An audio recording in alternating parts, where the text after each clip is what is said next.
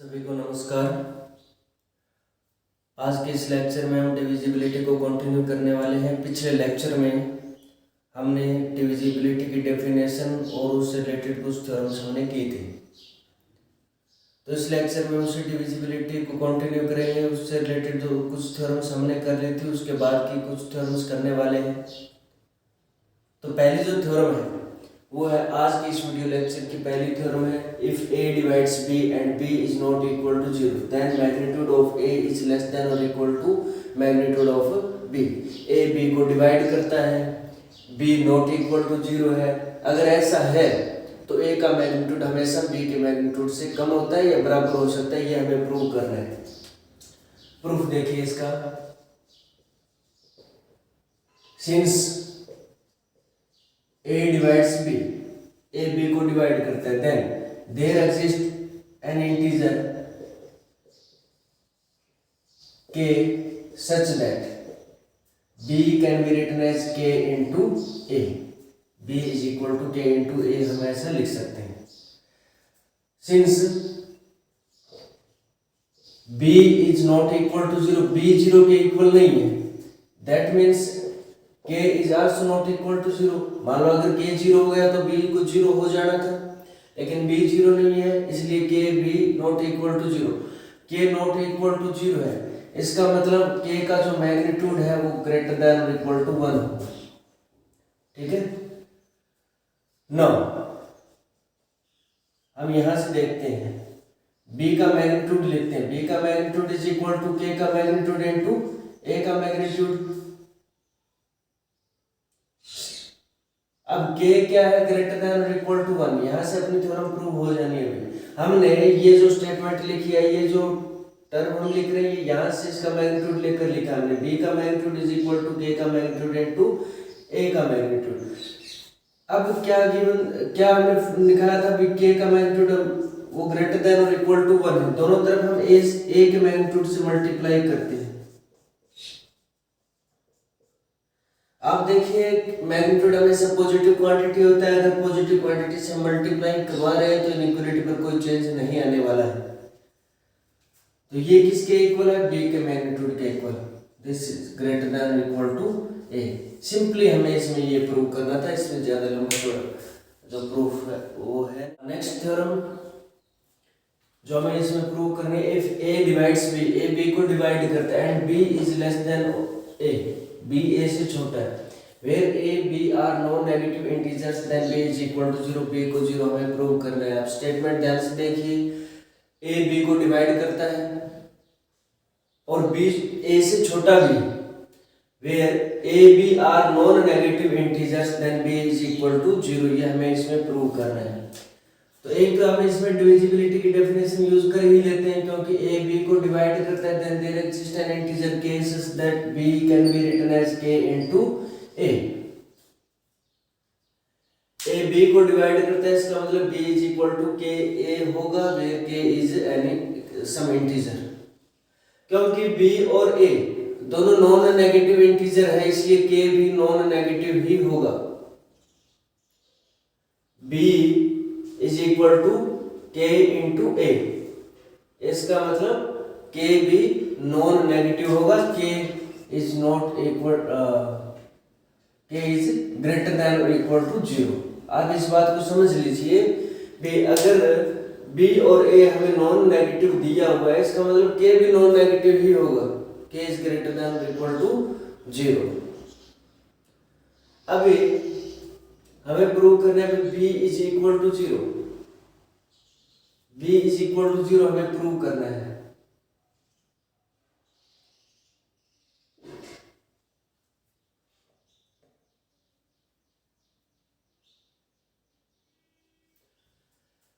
हमें प्रूव करना है b is equal to 0, a हमें नॉट इक्वल टू 0 गिवन है। लेट इफ पॉसिबल हम सपोज कर लेते हैं b is equal to 0, b is not equal to 0। अगर कॉन्ट्रडिक्शन मेथड से हम इसको प्रूव करेंगे, हमने कंसीडर किया कि b is not equal to 0।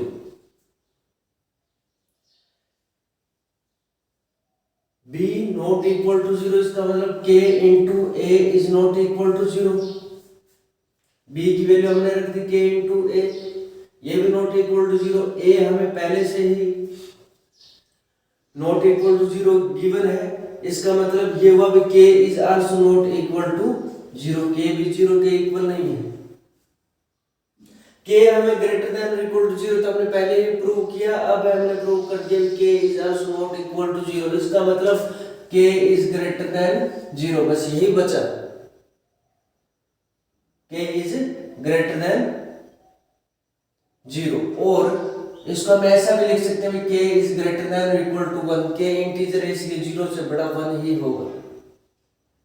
हमने ये इसमें प्रूव कर दिया। अब हम दोनों तरफ a से मल्टीप्लाई कर देते हैं, k into a is greater than और इक्वल टू a, कोई फर्क नहीं पड़ेगा क्योंकि a नॉन नेगेटिव इंटीजर है, नॉन नेगेटिव से मल्टीप्लाई किया तो कोई फर्क नहीं पड़ेगा इनइक्वालिटी पर, इस चीज का ध्यान में रखिए। तो b इज ग्रेटर देन और equal to a, k a हमारे पास b के बराबर है तो k a is greater than equal to a, that means b is greater than और इक्वल टू a। अब समझिए स्टेटमेंट में तो ये गिवन है b is less then a और हमारे पास है b इज ग्रेटर देन और इक्वल टू a, ऐसा कैसे हो सकता है? ये तो कॉन्ट्राडिक्शन है। ये कॉन्ट्राडिक्शन कहां से आता है हमारे पास? ये कॉन्ट्राडिक्शन जो हम स्टेटमेंट हमने अज्यूम करी है, let it possible b is not equal to 0, ये हमने जो अज्यूम किया है ये गलत है, ये जो स्टेटमेंट है ये गलत है, इसलिए क्या होना चाहिए था b is equal to 0, b 0 के बराबर होगा। ये हमें इसमें प्रूव करना था, हमने प्रूव कर दिया है। नेक्स्ट थ्योरम, इंपॉर्टेंट थ्योरम है, prove that product of r conjugative integer is divisible by r factorial। आप समझिए स्टेटमेंट में मैं क्या कहना चाह रहा हूं, क्या स्टेटमेंट है? Prove that the product of r conjugative integer is divisible by r factorial। r conjugative integer हमारे पास अगर उनके प्रोडक्ट लेते हैं तो r फैक्टोरियल से डिवाइड हो गया, ऐसा हमें प्रूव करना है। प्रूव देखिए स्टेटमेंट इस थ्योरम का, हम इसको प्रिंसिपल ऑफ मैथमेटिकल इंडक्शन का यूज करके इसको प्रूव करेंगे। Pn हम डिफाइन करते हैं, Pn is equal to n into n plus 1 n plus 2 up to n plus r minus 1 is the product of r conjugative integer. आप देख लीजिए Pn जो हमने लिखा है this is product of r conjugative integer, n से शुरुआत करी हमने n प्लस r माइनस 1 तक ये r इंटीजर बनते हैं, इनकी प्रोडक्ट को हमने Pn लिखा।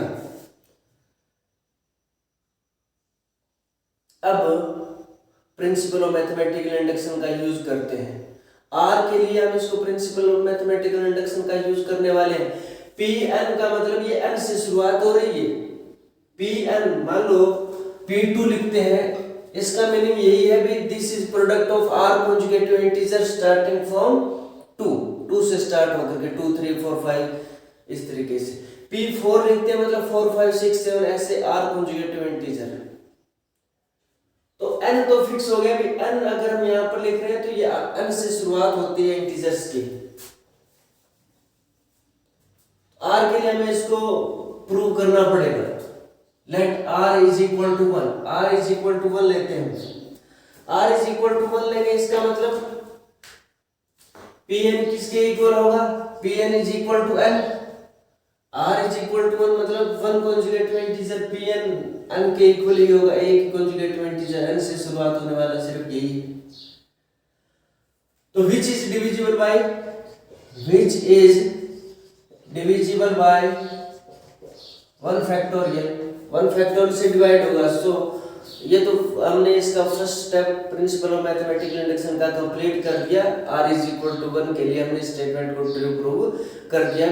r इज इक्वल टू 1 का मतलब क्या? Product of 1 conjugative integer is divisible bye 1 factorial. इसमें तो किसी को डाउट होगा नहीं, सभी को समझ आ ही गया होगा इसको। नेक्स्ट सेकंड स्टेप क्या है? सेकंड स्टेप में हम स्टेटमेंट को ट्रू सपोज करके चलते हैं k माइनस 1 के लिए r इज इक्वल, तो यहां पर थोड़ा हम उसको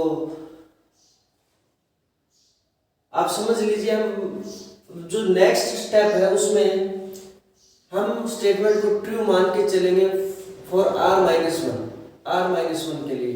वहां पर k-1 लेते हैं, यहाँ पर r-1 ही ले रहे हैं। Let us suppose that second step is, let us suppose that statement is true for r-1। r-1 के लिए स्टेटमेंट ट्रू है, इसका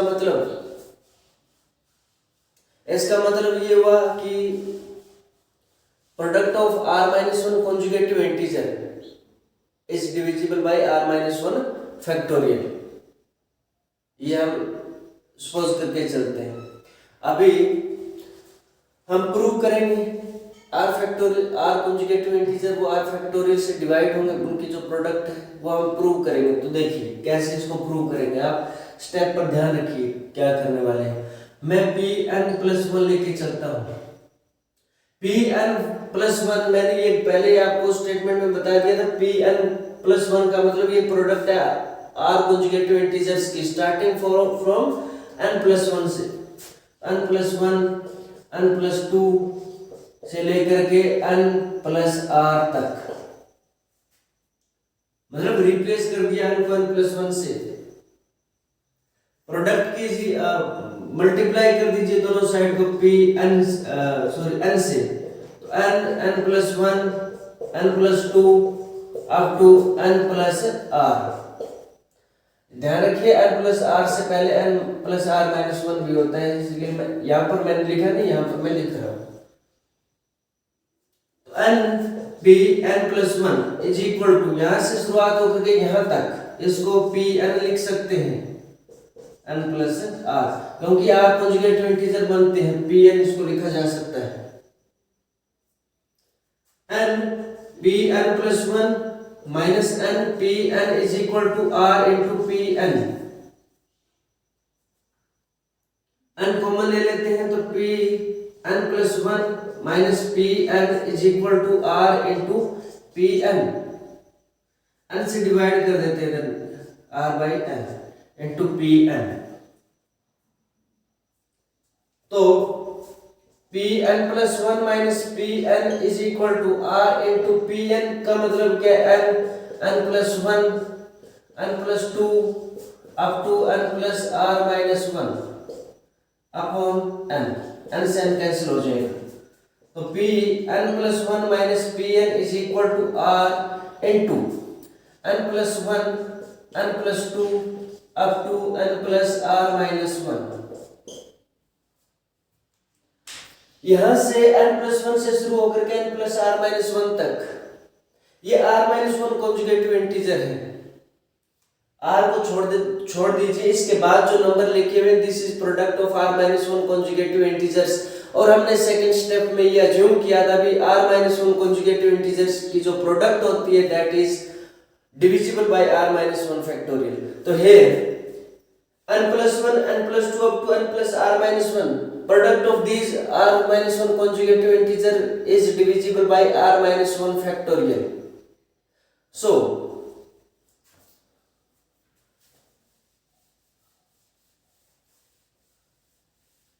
अब देखिए n+1 n+2 up to n+r-1 is divisible by r-1 factorial, क्योंकि r-1 कॉन्जुगेटिव इंटीजर के लिए statement true थी, हमने सपोज कर लिया था।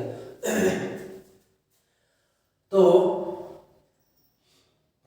ये जो है n+1 n+2 n+r-1 this can be written as r-1 factorial into k where k is an integer। ऐसा लिख सकते हैं, इसमें पुट करते हैं हम। Pn+1 minus Pn is equal to r into r-1 factorial into k। तो Pn+1 minus Pn is equal to r into r-1 factorial बनेगा r फैक्टोरियल इंटू k।